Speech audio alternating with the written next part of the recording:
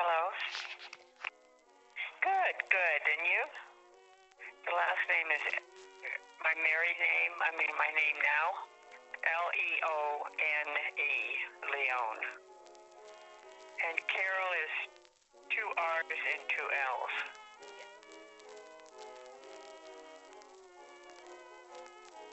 So we moved in, I think, the summer of 1946. My father worked for the telephone company in downtown Los Angeles, 740 South Olive, for years. He was an engineer. He started out as a draftsman, worked his way up to engineer.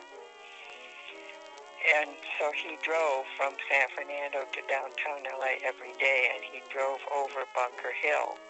So that's how he found the house. He saw a for sale sign in front of it. It was close, and he could walk to work. Plus, I think he saw it as kind of interesting. I mean, this old, rundown property, and I'm sure it appealed to him to be able to work on it and restore it, because he liked to do building, liked to work with his hands, and, the house that I grew up in, he had added on until it was a good size, 3-bedroom house. It started out little tiny, almost a cottage. So I think he saw that as kind of a challenge to my poor mother. But all this didn't faze my father, but I think my mother was kind of a lot for her. The condition of the house, and then with all these odd cast of characters living there. And, well, I start at the top. There was a man living up in the attic. His name, I think, was Samuel. And he was an older man, so he lived in the attic. The next floor down where our bedrooms were wasn't anybody. On the main floor was a woman who was supposed to be some kind of a nurse. We never knew exactly what she did, but she would leave each day with his black bag and go somewhere. And then the next floor down, there was the couple that had the 2 daughters that I was friendly with. And then the lowest floor, which would be a sub-basement. The house was on a hill, so, you could walk out from the sub-basement. The back of the house was lower than the front. And there was some old Frenchman living there. Never saw him much. He just sort of went out, prowled around at night, mostly. There were more people. We had a carriage house in the back, and a couple lived there named Lipton, who were antique dealers. And Margaret Lipton was a fascinating woman. And I still have some little notes and things she wrote to me. She would give me these gifts, like books, and write these interesting little notes about why I might be interested in the book, or a little history of the authors and that kind of thing. And next door, there were 2 cottages that had been servants' quarters. And one of them was empty, and one of them, a woman lived there who was researching the unwritten words of Christ. Now, how she did this, I don't know. But I know she had stacks of newspapers in the house. And I'd go over sometimes and visit with her. So it was an odd assortment of people that we had living there, and they gradually moved on, and found other places. So eventually we had the house to ourselves, and no kitchen. Here's my mother, and no kitchen. So one of the first things my dad had to put in a kitchen, because, of course they had years before, but since it was a rooming house, every room had a sink and a hot plate, but there was no kitchen. And my parents had to buy, when they bought the house, they had to take all the furniture too.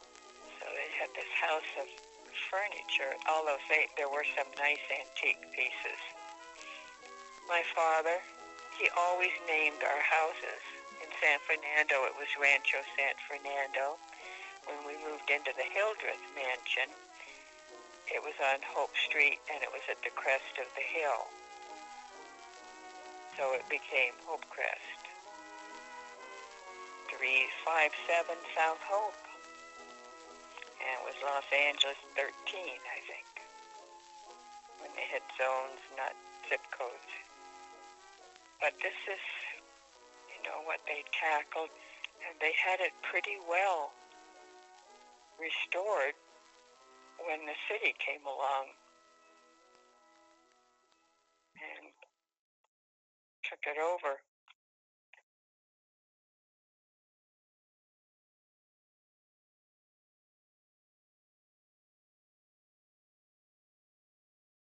We had to move the summer of 52. We were only in that house 6 years. But I know the city said that they had to have that property because it was going to be an on or off ramp for the Harbor Freeway, because they were just building the Harbor Freeway then. And they needed 4th Street off ramp or on ramp anyway. And of course, you can't fight the city very much, and they have eminent domain. But I know my father and mother consulted a lawyer, and he said, just forget it. You're not going to be able to keep the house, and there's a 50-50 chance they'll pay you less than they offer. A 50-50 chance you might get more, but you're going to lose the house. See, my dad, I think, looking back, after this business that happened with Hopecrest, I think he would have, had he known what was going to happen, he would have tried to get that house declared historical, monument to protect it. Yes, because they had put in so much work.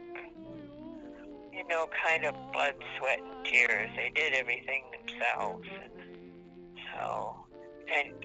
To do all that work and have this beautiful house and then know it was going to be torn down. But, yeah, that was just really hard for them after they had done so much work, and then to find out it was for nothing. It was just kind of a special place. They had beautiful homes and Angel's Flight, and it was just kind of special, and the fact that there was just this hill plopped down in, downtown.